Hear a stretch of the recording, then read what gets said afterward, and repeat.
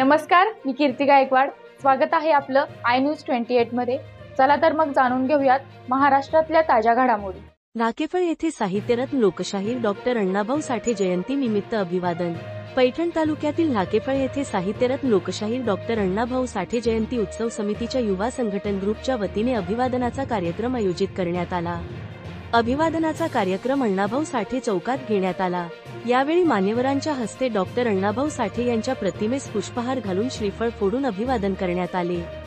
यावेळी अण्णाभाऊ साठे यांच्या जीवन कार्यावर सामाजिक कार्यकर्ते, ग्रामपंचायत सदस्य मनीष आव्हाड यांनी मनोगत व्यक्त केले.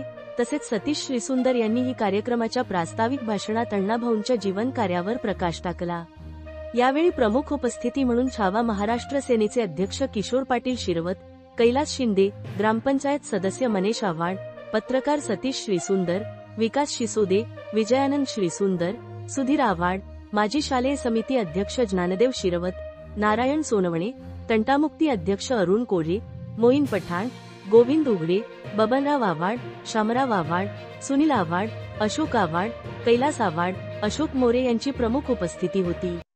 कार्यक्रम यशस्वी करण्यासाठी जयंती उत्सव समितीचे अध्यक्ष अनिरुद्ध आव्हाड, कार्यकारी मंडळाचे नितीन विजू आव्हाड, प्रभाकर आव्हाड, रोहन आव्हाड, सुनील जगधने, अनिल विलास आव्हाड, सार्थक आव्हाड, रोहित आव्हाड, गौरव आव्हाड, अतिश आव्हाड, वैभव घुले, सचिन आव्हाड, आदेश आव्हाड, सागर आव्हाड, अभिजित आव्हाड, कुणाल जगधने, समृद्ध आव्हाड, अनिकेत जगधने, राज आव्हाड यांनी परिश्रम घेतले.